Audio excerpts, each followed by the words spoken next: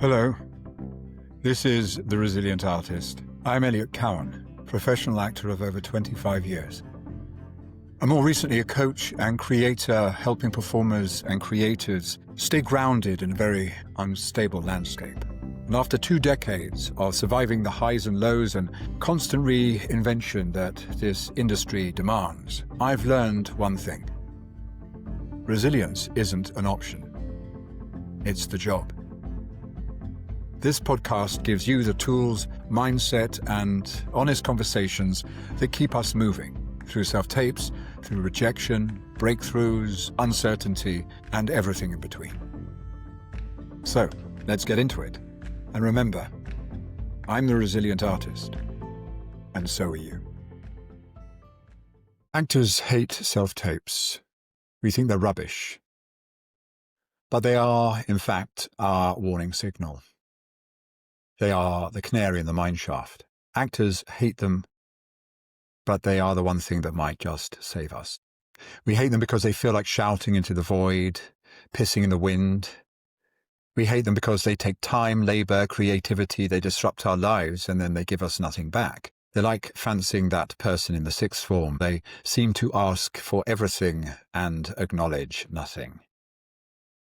But much like the creature in Frankenstein, we've got them all wrong. They may be lofty, they may be mean, but they truly are our friends. They're even more than that. They're our protectors. Back in the day, we used to think, if we thought about it at all, but we probably didn't because you tend not to acknowledge how good you've got something until it's gone, but we had as our protectors back in the day, the room. Although it was stressful, although we still got rejected, overlooked, treated badly, made to wait, the room gave us lots. It gave us contact, conversation, rapport, the sense of being met by another human being, direction, affirmation, instruction, validation. Something human disappeared when auditioning became technological, remote, and international. And we have been bitching about that ever since. Without a director in the room, without conversation and affirmation, there's no one to tell us what they want, what to do, how well we're doing. It's just us, the text, and a little piece of electronic glass staring back at us with an image of our own face blinking, blinking, blinking. But we are trained to interpret other people's visions, to wait for somebody's instruction, to give our agency to somebody else. And so, when left alone with the self-tape, we still defer to what we thought they wanted. But here's the truth. You don't know what they want.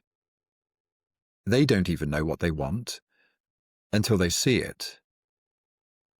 They know what they don't want, but even then, it's anyone's guess. But that's not the real problem. The real problem, the real shift self-tapes brought, was abundance. Acting has always been oversubscribed. 'Twas ever thus. More actors than gigs forever. It's a popular job. Our auditions became digital, the friction disappeared, geography collapsed, budgets loosened, time stopped being such a valuable commodity, and casting directors no longer had to choose just 10 people. They could see 50, 100, COVID, sometimes even more. And that's good, right? I mean, that's including more people, more chances, more opportunity for people all over the country, all over the world. That's fair. Sure. And not so sure. Because when abundance arrives, value decreases. So we actors, we did what we are always trying to do, what we are trained to do through the prism of other people's visions. We tried to do it better. We doubled down on making our tapes more bright and shiny to seem more valuable. We bought better cameras, better microphones, better lighting rigs. We thought about background. We learned the hell out of our scenes. We got word perfect, and we perfected the wanna before adolescence was even a little twinkle in Stephen Graham's eye. We treated auditions like paid work, not least because much of this work was now coming from the big platforms and from America, Hollywood, with big budgets, big casts, high production values. And we wanted to show them that we too could be contenders, that we could be somebody. So we tried to collapse the distance between the appearance of our self-tapes and the high production value of their destination, to give the watchers absolutely no reason to say no. And in so doing, we trained ourselves into the very thing that no longer cuts through, that in fact undermines us now and in the future. Conformity. Meffect. Meffection. What self-tapes actually did was strip us of all props, context, relationship, feedback, community. All of that sounds cruel, yes, but really, it's freedom. It's reframing. It's re-identity. A recent audition made this clear to me. I was called up by one of the biggest casting directors, not only in London but also in the world, for movies, for a major DC project. I was sent 2 scenes, no script, no title, NDA. Even parts of the scene and their names had been changed and redacted to maintain some sort of anonymity. And the scenes were strange. They were genre-led, and there was some weird magic at play that I didn't fully understand. Even Commissioner Gordon would have scratched his head. There was no way of being right in the obtuse, obscured information that I was being given. There was no bat phone to call and no boy wonder to take up some of the strain. It was just me, my instincts, and my experience. So I stopped trying to guess. I stopped trying to get it right. I stopped trying to get it perfect. Instead, I authored it. I made decisions based on my own instincts. I committed to them. I invested meaning, my meaning of what I thought was going on in the scene and how I could make that playable. After all, that's all I had. The information was so scant. And I was commended in the room by the casting director for what I did. And then she said, "Why don't I tell you what's going on?" And she did. But it didn't really improve anything.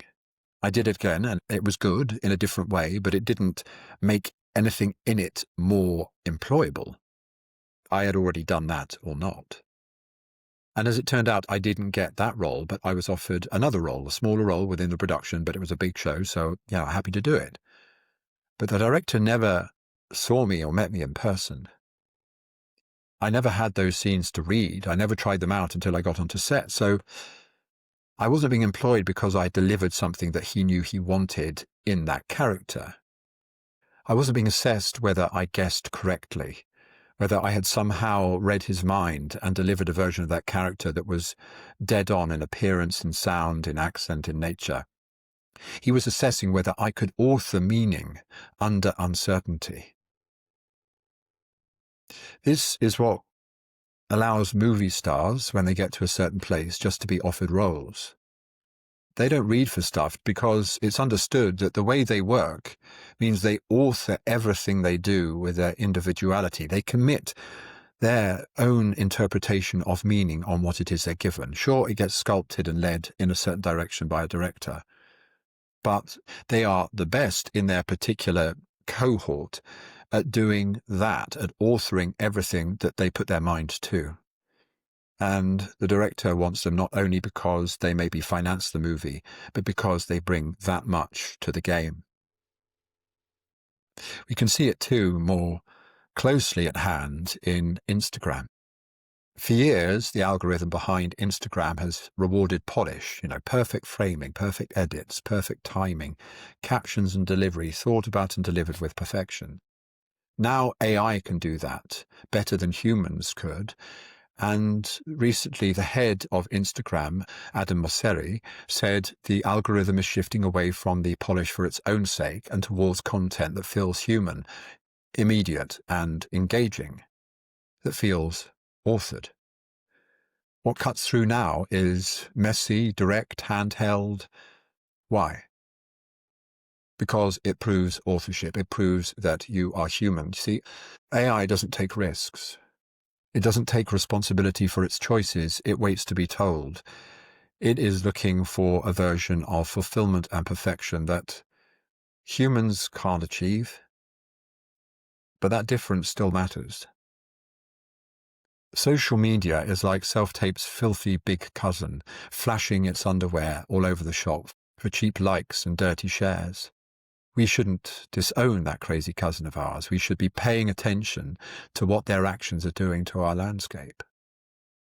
Netflix, Apple, Amazon, once with the new kids on the block, releasing hit after hit, dominating the landscape, and now fighting for relevance against YouTube, where we already watch most of our TV. And it's growing, particularly if you're 50 or over. And as self-tapers, we have more in common with YouTubers than we think. Because self-tapes force you to become the author, without permission, without reassurance, without approval. If you treat self-tapes as exercises in perfection, they will drain you. They will laminate shame, depletion, and resentment onto your craft. But if you treat them as exercises in authorship, in risk-taking and personal meaning, they do something else entirely. They strengthen you. And the hidden benefit of that is that authorship is a transferable skill. As I believe the identity of actors is changing, and the landscape and platforms and the audiences to which we perform are all morphing towards something that we haven't seen before, I'm not sure that we should chase the same goals as we had before and perceive ourselves in the same ways as we did before. Like all of us as individuals, authorship, specificity, perception, taste, judgment, and skill is even more important going forward. Much like those scribes who lost their jobs when the printing press came along, it abstracted their need of skill upwards and created new jobs of judgment and taste, such as editors, who were there to develop writers into a certain direction and to ask more of them and to articulate what was better here and what was needed there. That's what we're going to have to do for ourselves as AI increases the abundance of performance of some kind or other, but let's talk about acting performance more and more.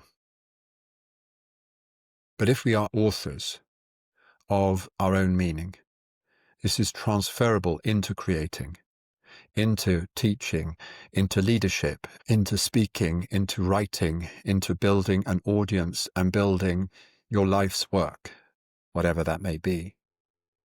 Because principally, it asks you not to wait for permission, not to need to interpret other people's visions. We as actors have to become more able than ever to self-validate and self-initiate and have faith in our own perception and put it into creative action.